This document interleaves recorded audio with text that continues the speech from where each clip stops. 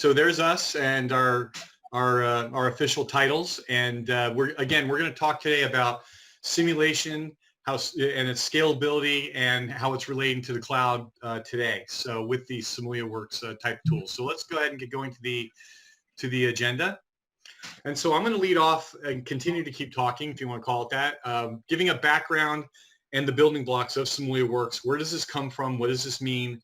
And from there, we're going to dive into some really great real-world demos from both Shivani and Ramesh. Ramesh will go first and then pass it on to Shivani.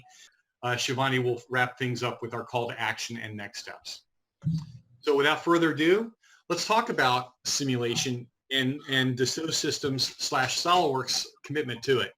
Here's a timeline that pretty much sums up our commitment to the world of simulation. You can see back in the early 2000s, there was the SOLIDWORKS simulation tools that you may or may not be familiar with embedded inside SOLIDWORKS, doing everything from linear static into nonlinear and some dynamics and all points in between. CATIA from our sister company, from Dassault Systems, had their own analysis tool. But then you start seeing in the mid-2000s, things start to really ramp up with the acquisition of ABAQUS, and then all these other not niche products, but products that just did one certain type of simulation, one certain type of physics. So you can see it has ramped up as we move into into 2021. There's going to be even more coming, and this really fills out the whole world of simulation and shows you that we are committed to this. This is an important part of any product development process, of any part of any design or any type of engineering enterprise. So if we look at the building blocks, Ramesh, there you go. There's basically eight physics, if you want to call it that, around. So you see structures, multi-body, durability, vibro, and so on. And you can see we have now a tool set or a set of tools that cover each type of the types of simulation out there. So suffice to say, if you have any simulation need, we can fill it through one of the tools that we have. And there's a lot of them out there, and they do a lot of really cool things. Next slide. So let's look at the continuum here. As you see at the bottom along the x-axis, we have a designer, engineer, and analyst. And so at the designer side, they're concerned with CAD tools. On the analyst side, they're concerned with the CAE tools. So the designer, more than likely, if they're a SOLIDWORKS customer and they have to do simulation, is probably using some of our tools. You can see the different mechanical tools we have here. The engineer may be touching these as well, senior engineer even. Analyst, maybe not, as the simulation solutions become more complex, and I don't mean that in a bad way, but just being able to do more things. We kind of then have a gap in between the designer and the analyst, and that's where SIMULIAworks comes in. So we're giving you ABAQUS-based functionality, ABAQUS-based tools, but made for the SOLIDWORKS designer, engineer, and even an analyst could probably use it if need be. And so we're adding more features and functions. So as the richness of simulation solutions become more evident, that's what you're going to see. So always remember that the desktop simulation tools are still here. They're not going anywhere. They're always being improved. We had some nice improvements for 2021. And within that realm on the desktop, we're covering structures, CFD, and plastics injection molding. Looking at the SIMULIAworks side, all of this on the 3D Experience platform running in the cloud. You can see we have all the different structural tools, as well as a brand new, and I'll be talking about the fluid dynamics engineer, and coming soon, the plastics injection engineer. So you're going to get some really powerful tools now running on the cloud through the 3D Experience platform, and I'll explain a little bit later what that means in terms of your success. So here's the whole list of the SIMULIAworks mechanical family of tools. You can see structural designer, structural engineer. Those are the kind of the tools that are found in the SOLIDWORKS simulation family of tools today, SimPro and SimPremium. We're going to concentrate today on structural performance engineer, SPE, and structural mechanics engineer, SME. That's where really the value of the ABAQUS tools that have been given to us to disperse to you guys to use. That's where the value really comes in, to see this in action and being able to do some very high-end complex things, but in a very easy to use interface and process. So with that, I think I am done, and I'm going to turn this over to Ramesh. And again, thank you guys for coming out. Thank you for your time. We do hope you learned some really, really cool things. And as you type in questions, please type them in. Maybe we answer them real time, or we save them to the end. We'll just kind of figure that out as we go along. So Ramesh, the floor is yours. Thank you again. Thanks, Dana. Can you guys hear me okay? Perfectly. All right, so this next segment, I'm going to actually touch base on just showing you a quick, illustration, more of a proof of concept in terms of how, as a SOLIDWORKS user, you're a designer, and then you might be, let's say, in charge, obviously, of the design process, but also in charge of basic simulation. So I'm going to pretend to be that designer today, and then Shivani is going to be the analyst. So she is going to come back later on to actually show some really cool high-end advanced applications using SIMULIAworks. But I'm going to get started with some basic workflows in using the SIMULIAworks entry-level simulation tools. So I want to set the stage. Here is the design scenario. We're going to take a look at this plastics bottle, right? So right now you're seeing it's got a top plate and a bottom plate, and in reality, during testing, the top plate is kind of pushed downward, squeezes the bottle. There could be liquid in the bottle, all that cool stuff. But this is actually one of the critical challenges in a packaging industry, let's say. So I'm going to actually, as a designer, get started with the design of the plastics bottle, do some basic simulations. So really looking at evaluating the performance of the bottle itself, right? So I'm going to actually show some linear static analysis and a linear buckling analysis as the designer. And then Shivani is going to show you some really cool, more high-end complex simulations on this plastics model, which we call as a crush test with a liquid actually inside it. So here's kind of the breakdown of the workflow that you're going to see. So I'm going to get started with SOLIDWORKS. I'm going to bring that SOLIDWORKS into Structural Designer, which is going to allow me to do linear statics and linear buckling analysis on the cloud, on the platform. And then I'm actually going to make it available to Shivani using an application called Simulation Lifecycles. Again, today, in many of the industries, in your industries, simulation, managing the design as well as the simulation data is a huge, it's a huge business initiative, let's say. So you'll see how you can manage not just your design data, but also your simulation data. But I'm going to use this approach today to actually make the files I'm working on available to Shivani, and then she's going to take off from there and show us some really advanced applications using a structural mechanics engineer package. And then also we'll wrap it up by showing some tools how you can, it's not just about engineering and simulation, but how you can share your simulation results with key stakeholders using some of the other applications available to you on the cloud. Right, so let's jump straight to it. All right, so here's my structural designer interface. Right now it's got nothing. I'm just going to go ahead and get started with bringing my SOLIDWORKS model inside. All right, so I'm just going to go ahead and point to there are different file types you can bring into this environment, right, for simulation purposes. So it's a SOLIDWORKS assembly I'm trying to bring in. Let's go and let's just go to, let's see, okay, there you go. So I'm going to open up my assembly right here. And it just takes a few seconds to open up this assembly. So right now, what we're doing here is just importing a SOLIDWORKS model. But what this means is it's also going to smartly create an associative link behind the scenes. So that way, when I want to make changes in my SOLIDWORKS desktop environment, I can push those design changes. So it's not just that it's a raw import of SOLIDWORKS data in form of a neutral file format, but it's really making the geometry available for simulation, but also creating a link behind the scenes with the SOLIDWORKS desktop. Okay, so all I'm going to do here is go ahead and launch my structural simulation tool, and it's just going to open up this assembly inside my structural application or structural designer tool.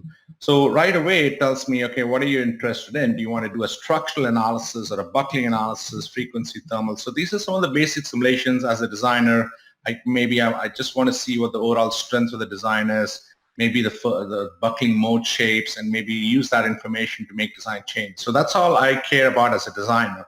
So I'm going to get started with this linear structural analysis. So right off the bat, I get some toolbar at the bottom, what we call as an action bar. So as a person who's new to this environment, the easiest way to get started with doing an analysis is using the assistant. So this is like an expert sitting right next to you and telling you exactly what needs to be done, start to finish on your analysis. So let's go through a step-by-step process. So let's go ahead and look at the setup process. So the setup is basically just as picking a particular element size for your analysis. What's really nice about this is that I can turn on adaptive meshing. So as a designer, I want to be confident in my results. I want to make sure that the results I get from my FE analysis is good and it's accurate, so I can turn on adaptive meshing techniques. So here I can just turn on two loops of the adaptive refinement. So this is a great way to ensure that your results are more or less independent of the mesh size, right? And so I'm just going to click OK. And I can give it a unique name, so it's a nice way to track your simulation. So I can say this is linear statics, give it a name, click OK, as simple as that. So the first step is done, super simple. The next step is basically what parts I want to use in my analysis. So there's something called contributing parts. And as a designer, I care about just analyzing the bottle. So I'm going to turn off my top plate and the bottom plate. Super easy, and there it is. Then the next step is materials. So material is, again, we do have a database of different materials available. You can add your own custom materials if you have to, but this is a great way to just go ahead and, let's say, for example, this is a plastics bottle. I do have a database of plastic material. You can just scroll down this list, choose PET as the material of choice.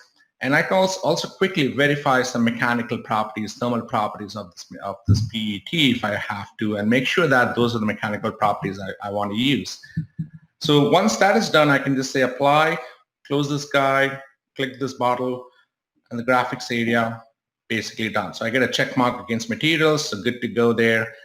This is a simple single part analysis. If I were actually doing an assembly analysis, and Shivani is going to show you an assembly analysis later on, so I could actually simulate physical interaction between multiple parts of my assembly as well, and as well as connections such as bolt connector, rigid connector, spring connector. So here all I care about is applying a restraint. So I'm just going to grab the bottom face, and I get some callouts on the screen, so I can say, all right, it's going to be fully clamped, that particular face. So again, very intuitive, interactive type of application when it comes to creating the loads and boundary conditions. And I'm going to go to the next step, which is loads, grab my top face, and here I can say I want to apply maybe not a pressure load, but I know what the force value is. So I'm just going to go ahead and select force, and maybe I want to apply 100 pounds. So just quickly verifying the graphics area if that's the right direction. That looks like it's pointing downward. That's exactly what I want. So that's good to go. Click OK. Oops, sorry. Let's see.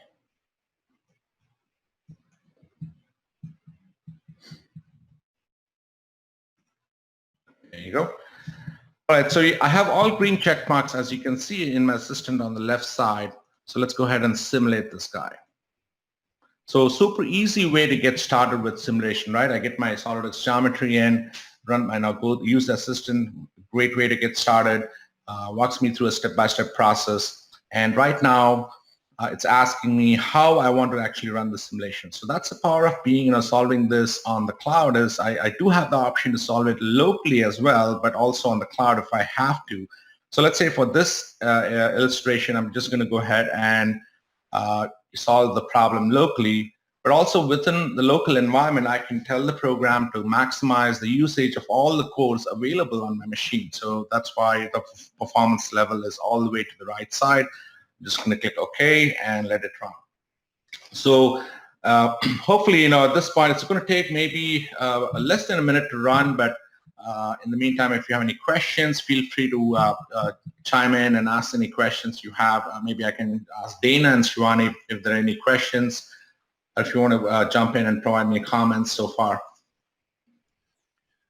Yeah, right now I don't see any questions. So again, if you guys have anything, let us know. Excuse me. And as this thing is solving, look how nice and clean. Kind of knows how nice and clean the interface is.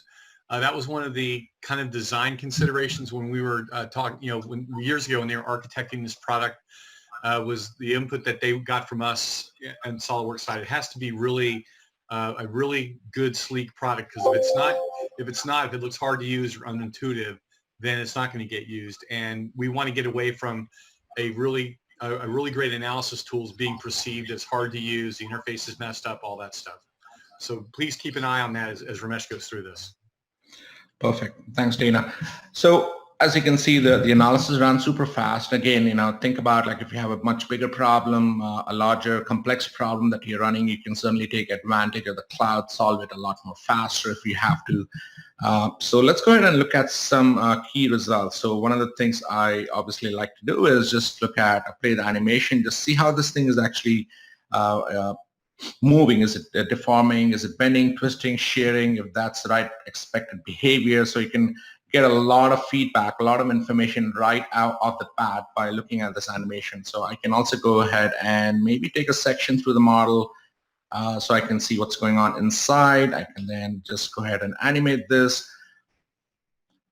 And so one of the nice things about this plot is, or any plot, for example, so the program does actually calculate a lot of information. So we're looking at the one meter stress plot. Let's do something quick. I want to actually make this, I don't want horizontal. Maybe I want to make it vertical. I want to have 24 contours, colors, and there you go. Okay. So basically, you can look at one meter stress. You can look at displacement plots, results. You can look at reaction force vectors, see what's going on, and basically understand how the load is getting reacted at the support location.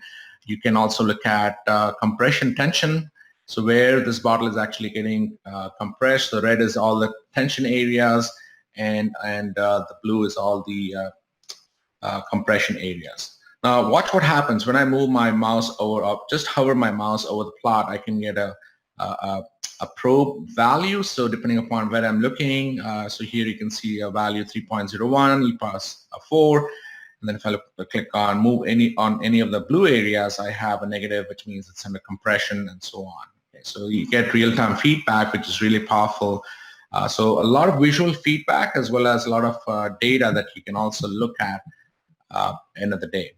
Okay, so I can also detail my analysis work. Once I'm done, right, I don't want to be spending time, cutting and pasting information, putting that into a Word document, but rather I can use the report tool that will capture all the information and create a nice professional looking Word document after the analysis is done.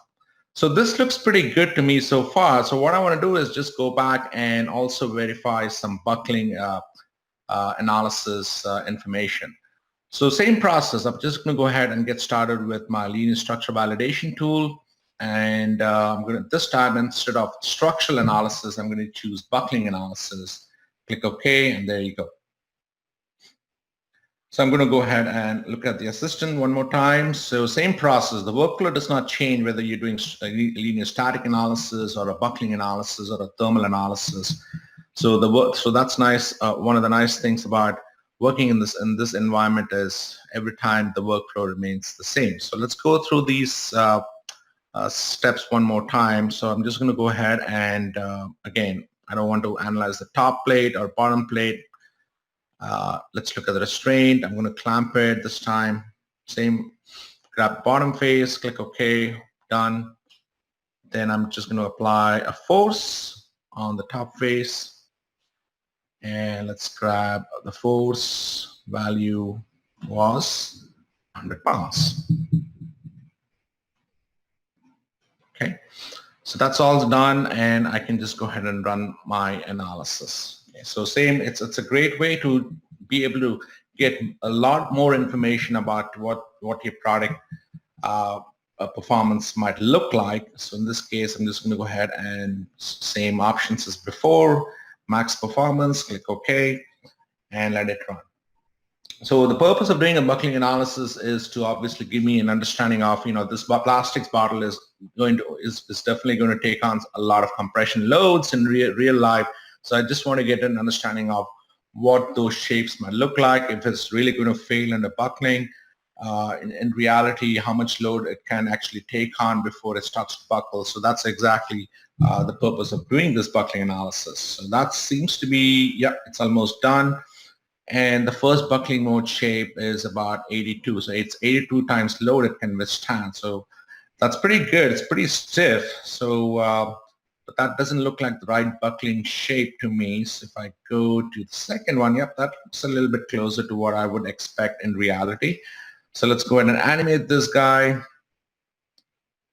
So again, keep in mind, this is still linear buckling analysis. It's just a quick first pass analysis, a way for me to understand if buckling is going to be an issue and what I can do about it. But this, looking at the results of buckling analysis tells me that, maybe, there is a way to trim out excess material. Maybe the wall thickness is too large. So I need to I probably afford to make it a lot more thinner than what it is right now. So let's stop this analysis. Okay, let's go. So right now, if you look at this bottle right at the top, it reflects how thick the wall is. So I'm just going to go back into SolidWorks and make the change. So I'm just going to go ahead and let's say I want to isolate this guy. And I do have a feature that I can simply go to like a thicken feature. So it's 0.1 inches thick. I'm going to make it, let's say 0.01. So I'm just going to go down 1/10 of my original thickness. So that looks good. I'm just going to rebuild, save it, and go back to my structural designer environment. Now, what I'm going to do here is I'm going to push that design change from SolidWorks. So there is a tool that allows me to go and simply say, SolidWorks update. And this actually is constantly monitoring if there's any changes that is being made to my SolidWorks part file or my assembly file. And if so, it'll obviously prompt me with this message. I'm going to click OK. And let's see what it does. Right. So again, it's a great way to push your design changes. When you're doing simulations, you want to test multiple flavors of your design. So you're not going to take one design and analyze it and you're done, right? The whole idea of using simulation is to actually hone in on the best design, the most optimal design end of the day. Well, I want to make that file available to Shivani, right? I did talk about it at the beginning of this process. So real quick, let me go ahead and show you. So right now I'm in my web login, and this is just like an interface, like what we call as a dashboard that's common, that Shivani and I are actually sharing for this particular project. So there's a work folder, there's an FEA results review folder. So what I'm going to do is just take my linear static analysis that I just did, drag and drop it. And like I said before, I want to actually be able to put this in a simulation lifecycle management process so that Shivani can use the files that I created to do her advanced analysis as the analyst and close the loop.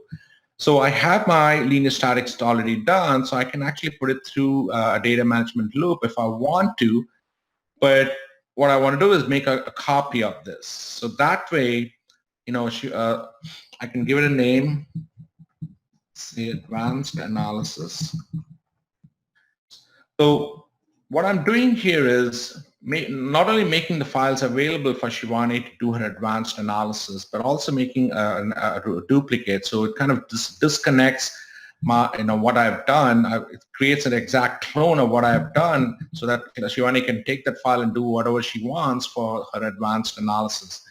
But this also makes sure that as a designer, right, I'm in charge of making those design changes in SolidWorks. So I can push any design change I want, not only to my analysis that I just showed you, but whenever I make a change, it'll also reflect on Shivani's side. So this is a great way to manage both your design and simulation data side by side. All right, so just like you said, first things first, I need to find and open the file that Ramesh sent to me. And I'm using that browser space that we share to go find that file and open it. And I'm using a little folder structure that I've pre-created. A right click gives me the ability to open this simulation file using the more advanced applications. And mechanical scenario, to repeat from Dana's slides at the beginning, is the name of the application correlating to ABAQUS Explicit. So again, this is the ABAQUS Explicit solver, but available for use on this cloud platform. So I went ahead and already opened this file, of course. And as you're looking at this here, you'll see it's quite a different analysis from Ramesh's, and there seems to be some spheres inside. So this is more of the final version. Because of the solve time, I'm not solving this live. So I do have the results preloaded, but for the sake of learning, I am going to start the simulation from scratch. That way you can just see a few of the key setup options. So I'm making a second analysis case, and then triggering a FEM. And a FEM is just kind of a mesh and material storage. Cool. So kind of first thing there, a little bit of a shift has happened since you saw Ramesh's file. And one of those things is we had Ramesh push in a volume as well of that bottle. So I've got the bottle itself, which is hidden, and then a little bit of fluid inside. Now there are four main things that I want to point out that are available here in ABAQUS Explicit or here in SME that we didn't see in the earlier demonstration. So the first is a big change in material models. We have advanced material models that allow for far more than just hyperelastic rubbers, for example. We are going to see brick elements, so we can use both tetrahedral and brick elements here. General contact. This is self-contact or contact with other objects automatically applied, which allows for some really fantastic advanced buckling and crumpling analyses, like you just saw a preview of with that bottle. And then, of course, cloud computing. So, beginning with number one, our material models. Looking at our feature manager, what got automatically generated were a few things called solid sections, which is our materials, and then our tetrahedral meshes. Let's select that one and start that one from scratch. So I'm going to define the material for that fluid section. And I'm going to adjust one of the materials for one of these plates. So starting with the model area of this thing. Underneath abstractions, we have some more customizable ways that we can treat volumes. Under rigid body, I can allow components to move, but not deform. In this case, the center of mass of the component becomes a single vertex that future loads and displacements can be applied to. Now, if you're looking at my screen, you're probably seeing, hey, there's this strange command type here called fluid cavity or fluid exchange. These two methods are great for fluid pressure effects, either for stagnant or flowing fluid. In this example, this volume here is fluid filling the bottle, but as it's crushed, it's helping to hold the shape of the bottle because it's an incompressible fluid, but then eventually it does spill out of the top. So the best way to represent that is actually with SPH particles. Alright, so SPH particles are spheres that fill up a volume or go based on whatever tetrahedral mesh you might have applied to that volume. And then uniform here uses a uniform diameter for each of those sphere particles. And variable allows the thicknesses to vary, but it does not, or the diameters to vary, but it does not allow any spheres to go outside the boundary of that volume. It sounds like that's nice, but it can more easily cause voids within the volume because you have some smaller spheres. And so I recommend uniform for most situations, and that is what I'm going to use here and what I did use here. Oh, okay. Let me not hit OK. While here, let's go ahead and apply material. Let's take a look at what a fluid material would look like in our material database. I believe you saw Ramesh navigating through this before. I just want to point out that this is a searchable database. I've got lots of different materials that start with the acronym SME, but I can filter by that and go find my particular material. And for you to see, in order to apply a fluid to these spherical particles, all I really need is density and viscosity. And that will act as I need it to. My second highlight, my second big functionality has to do with meshing. And I want to show you two different ways to do that. I'm going to go ahead and pop this bottle back up. We're going to go ahead and delete this one. See what happens. And I'm going to do one more. Let's do that one. So I want to show you two different ways to do this brick element mesh. But in order to do that, to go ahead and delete this as well. So I'm going to show you a surface brick element mesh and a sweep brick element mesh. We have two different kinds. In order to do a surface type mesh, you have to be using a shell section. A shell section is what it sounds like. It's a thin walled part. Fortunately, I can just grab the thickness from the bottle like that. That's me really setting up that this is a shell element. That makes solve times much faster. Getting into the meshing side of things, I'll go ahead and do a surface quad mesh on the face of this bottle. From there, I'm really just deciding how big I want my elements to be and hitting mesh. Okay, so at a first pass, I'm seeing a majority of those are brick element shapes, with some of them narrowing down into tetrahedrals. You can see those triangles there. I can choose whether I want to allow that or not by going into these local specifications. But what I would like to do instead is show you this little mesh part manager and say, hey, this surface mesh that I just created, I want to refine it. Lost it. Oh, I didn't hit OK. That's why I lost it. Oh well. I'll go ahead and do 2.5 and I'll hit mesh. That'll make it a little bit smaller. Looks good. That definitely maps the shape of that bottle better. And since I hit OK this time, you'll actually see it saved now into this mesh part manager, which is just a nice quick way to make changes to your mesh. You just hit rebuild right here to force those changes to update. Cool. Let's go ahead and look at one more type of mesh, the sweep 3D mesh. This is just brick elements over thin part files. The important thing here is that I have a uniform cross section.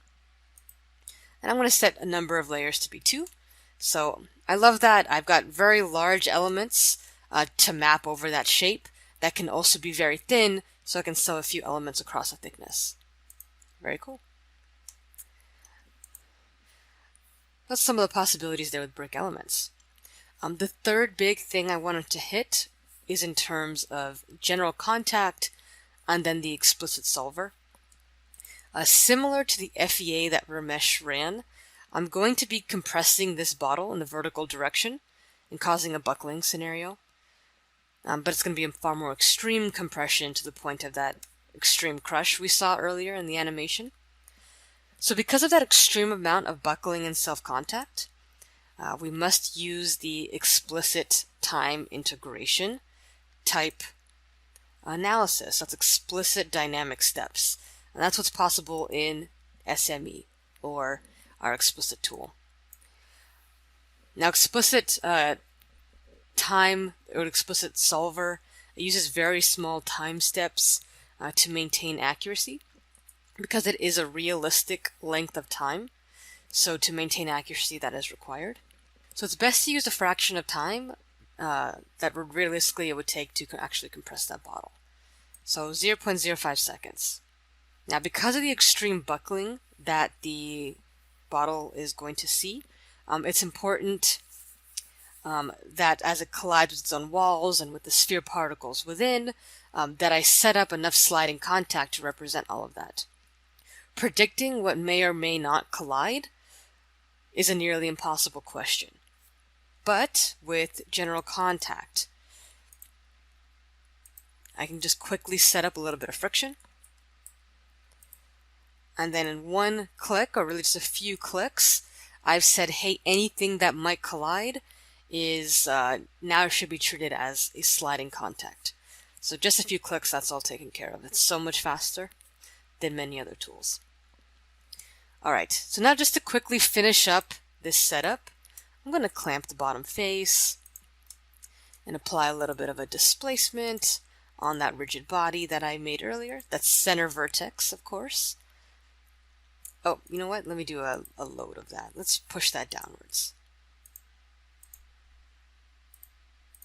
Let's have that move down 350 millimeters. That's almost the entire length of that bottle in the Y direction.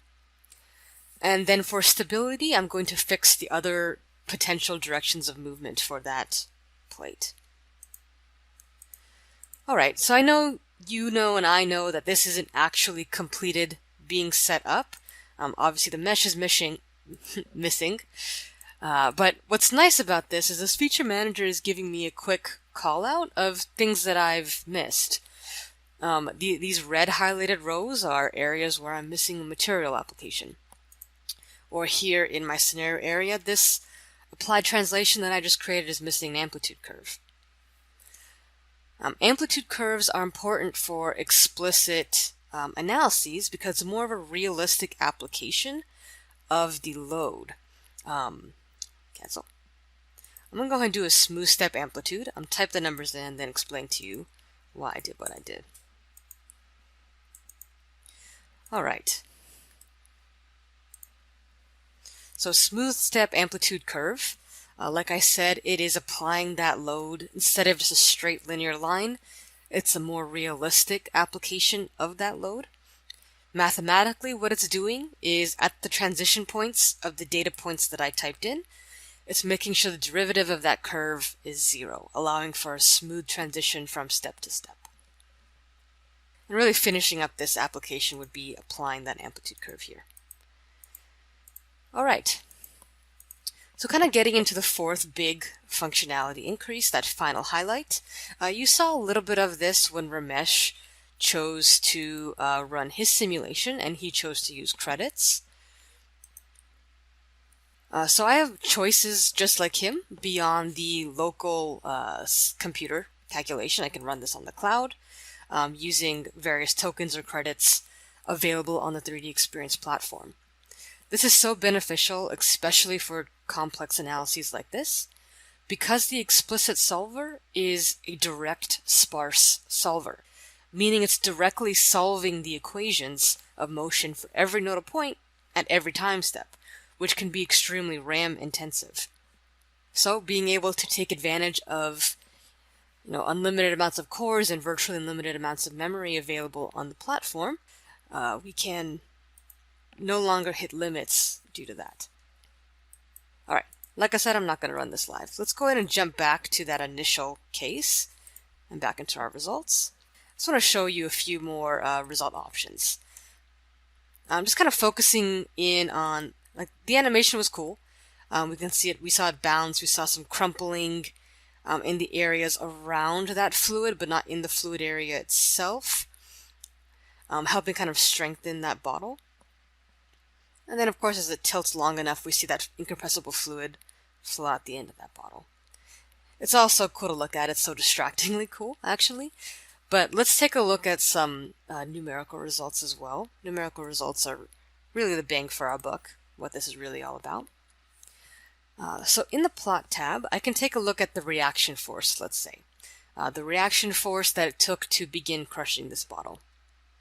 So using XY plots from history, I can choose to plot reaction forces in the proper vector. So I'm going to do the Y direction again. Let's take a look at that.